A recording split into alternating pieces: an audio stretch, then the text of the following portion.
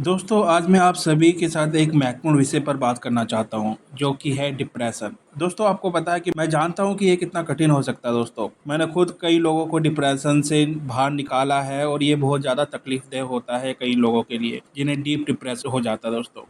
दोस्तों, डिप्रेशन एक मानसिक स्वास्थ्य समस्या है जो विश्व भर में लाखों लोगों को प्रभावित करती है और भारत के अंदर भी इसका ग्राफ धीरे-धीरे बढ़ रहा है दोस्तों। तो दोस्तों, आज मैं आपसे ये बात करने वाला हूँ कि डिप्रेशन होता क्या है? क्या आप जानते हैं कि डिप्रेशन क्या है और इसके लक्षण क्या हैं और ये कितने प्रकार का होता है? दोस्तों, डिप्रेशन बहुत प्रकार का हो सकता है। इसकी बहुत सारी वेरिएशन होती है और इसको अगर हम शुरू में इसकी हमें पता चल जाए कि हमें कौन-सा डिप्रेशन है और हम किस डिप्रेशन में धीरे-धीरे जा रहे हैं, क्योंकि इसका जो प्रोसेसर होता है ना दोस्तों, वो बहुत स्लोली होता है। हमें पता नहीं होता कि हम डीप डिप्रेशन में जा रहे हैं। पर अगर आपको ये पता हो कि डिप्रेशन होता कितने प्रकार का और मुख्य रूप से 5 प्रकार के मैं डिप्रेशनों पे आज बात करूंगा। वैसे तो बहुत सारे डिप्रेशन होते हैं, स्ट्रेस होते हैं, पर जो मुख्य रूप से 5 होते हैं और वो किस प्रकार से होते हैं, अगर वो आपको पता चल जाए तो आप इस डिप्रेशन से बहुत जल्दी बाहर आ सकते हो, क्योंकि आप पहले से ही उस चीज़ को जानते होंगे कि मैं अगर इस चीज़ को सोचता रहा, बार-बार मैं नेगेटिव चीज़ सोचता रहा, तो मैं डीप डिप्रेशन में जा सकता हूँ। तो उससे बचने के लिए ये वीडियो आपको पूरी देखनी है दोस्तों। और आज मैं आपको 5 डिप्रेशन के बारे में बताने वाला हूँ, जो क्या बोलते हैं, आपकी लाइफ को अंधकार में लेके जा सकते हैं। तो आइए दोस्तों, इस वीडियो को शुरू करते हैं। और पहला जो डिप्रेशन हम जिसके कारण हम डिप्रेशन में जाते हैं, वो एक होता है जेनेटिक्स। डिप्रेशन के लिए जेनेटिक्स प्रवृत्ति एक महत्वपूर्ण कारक हो सकती है दोस्तों। यदि परिवार में किसी को डिप्रेशन है तो आपको भी इसका खतरा बढ़ सकता है। अगर आपकी फैमिली में आपके पेरेंट्स को अगर डिप्रेशन की बीमारी है पहले, तो दोस्तों आपको भी ये डिप्रेशन की बीमारी हो सकती है। वो अपने आप जेनेटिक्स इसमें प्रवृत्ति इसमें होती है, जेनेटिक चीज़ होती है, जीन्स होते हैं जो आपके पेरेंट्स में थे वो आप में भी आ सकते हैं। तो इसके लिए अब तो आपको मेडिसिन लेनी पड़ेगी, थेरेपी भी करवानी पड़ सकती है, ताकि ये कंट्रोल में रहे। ये आपके क्योंकि जीन्स के अंदर चला गया है, ये आपके जेनेटिक्स में चला गया है, ये आपकी जेनेटिक्स प्रॉब्लम हो चुका है, तो ये आपके अंदर है और ये अपने आप एक्टिव हो जाएगा दोस्तों। तो इसको नॉर्मल करने के लिए आपको मेडिसिन की ज़रूरत पड़ सकती है और आपको थेरेपी करवानी पड़ सकती है दोस्तों। और दूसरा जो हमारा डिप्रेशन जिस कारण होता है दोस्तों, वो है नेगेटिव थॉट्स और हमारा बिहेवियर। दोस्तों, नेगेटिव विचार और हमारा जो बिहेवियर है, उससे भी हमें डिप्रेशन हो सकता है। जब आप लगातार नेगेटिव सोचते हैं, नकारात्मक ही सोचते हैं और अपने आप को कम आंकने लगते हैं कि मैं कुछ नहीं कर सकता, यानी हार जाते हैं, हिम्मत हार जाते हैं, अपने पे बिलीव नहीं रखते, तो ये डिप्रेशन का एक कारण बन सकता है दोस्तों। इसलिए मैं कहता हूँ पॉजिटिव रहें, पॉजिटिव चीजें पढ़ें, नेगेटिव चीज कुछ ना पढ़ें। टीवी न्यूज़पेपर कभी ना देखें, क्योंकि उन पे फ्रंट पेज पे नेगेटिव खबरें आती है, टीवी पे भी नेगेटिव चीज चलती रहती है आजकल। तो इन चीजों से आप बचें। कुछ भी जो नेगेटिव चीज है जिससे आप डिप्रेशन स्ट्रेस में जा रहे हैं, उनसे दूरी बना के रखें दोस्तों। अपने आप को मोटिवेट करें, मोटिवेट मूवी देख सकते हैं, मोटिवेट बुक पढ़ सकते हैं, कुछ भी ऐसी चीज मोटिवेट कर सकते हैं जिससे कि आपका मनोबल आत्मबल बढ़े।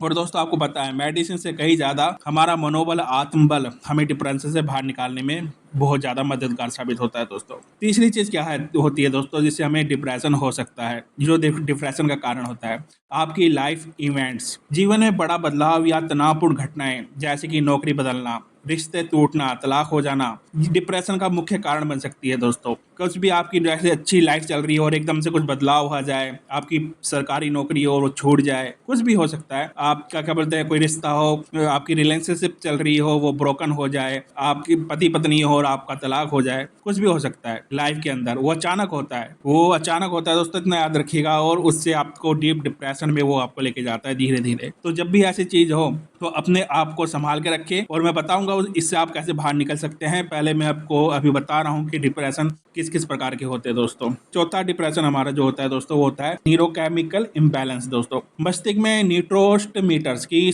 असंतुलन से डिप्रेशन हो सकता है दोस्तों। सेरोटोनिन और डोपामाइन जैसे न्यूरोट्रांसमीटर की कमी से मूड में बदलाव आता है, हमारे ब्रेन के अंदर होता है सब कुछ दोस्तों। ये तो इसकी कमी से भी आपको डिप्रेशन हो सकता है दोस्तों, न्यूरोकेमिकल इम्बैलेंस की वजह से दोस्तों। तो ये भी एक कारण होता है डिप्रेशन होने का दोस्तों।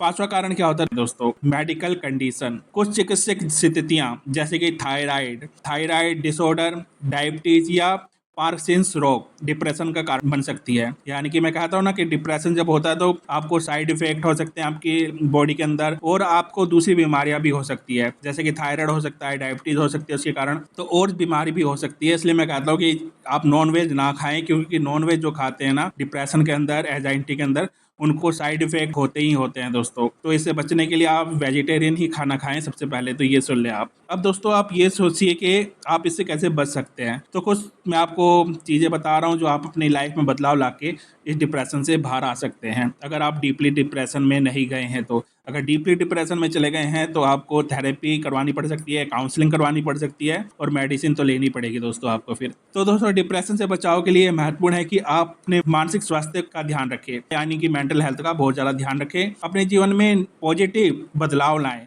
पॉजिटिव चीज़ लाएं अपने जीवन के अंदर दोस्तों। अपने आप को तनाव मुक्त करने के लिए समय निकालें, जैसे कि आप ध्यान कर सकते हैं, योग कर सकते हैं, व्यायाम कर सकते हैं, मेडिटेशन कर सकते हैं। अपने रिश्तों को मजबूत बनाएं और दोस्तों और परिवारों के साथ समय बिताएं। ये बहुत बड़ी चीज़ है कि वो भी आपकी फैमिली है उसके साथ टुगेदर हों, अपने फ्रेंड के साथ मिलें, क्योंकि डिप्रेशन तभी होता है जब आप अलोन रहते हैं दोस्तों। अपने आप को नेगेटिव विचारों से बचाएं और पॉजिटिव सोच को बढ़ावा दें। मोटिवेट मूवी देखें, मोटिवेट बुक पढ़ें और अपने आप को हमेशा मोटिवेट रखें। अपने माइंड में हमेशा सकारात्मक विचार को रखें दोस्तों। अपने जीवन में एक नए लक्ष्य और चुनौतियां लाएं दोस्तों, क्योंकि एडवेंचर लाए अपनी लाइफ में। अपने लिए एक विजन चुने कि मेरा लाइफ में ये विजन है, मेरे को ये बनना है, और उसके लिए आप प्लानिंग करके उसे पाने के लिए आगे बढ़े। हर दिन एक एडवेंचर की तरह ले दोस्तों। अपने आप को प्रेरित करने के लिए प्रेरणादायक सामग्री पढ़े, जैसे मैंने आपसे कहा है, पढ़ें या देखें, ये आपको करना ही पड़ेगा अगर आपको डिप्रेशन से बाहर निकलना है तो दोस्तों। कि अपने स्वास्थ्य का बहुत ज़्यादा ध्यान रखें और संतुलित और वेजिटेरियन ही आहार ले। पर्याप्त नींद लें, 7 से 8 घंटे की पर्याप्त नींद होती है दोस्तों। 10 बजे सो जाएं और 5-6 बजे उठ जाएं। यदि आप डिप्रेशन के लक्षणों का अनुभव कर रहे हैं तो तुरंत पेशेवर मदद लें और अपने मस्तिष्क स्वास्थ्य को प्राथमिकता दें। जो पेशेवर जो आपके मनोचिकित्सक हैं उनसे परामर्श करें, जैसे भी मैंने 5 लक्षण बताए हैं वो चीज आपके अंदर हो रही है तो दोस्तों।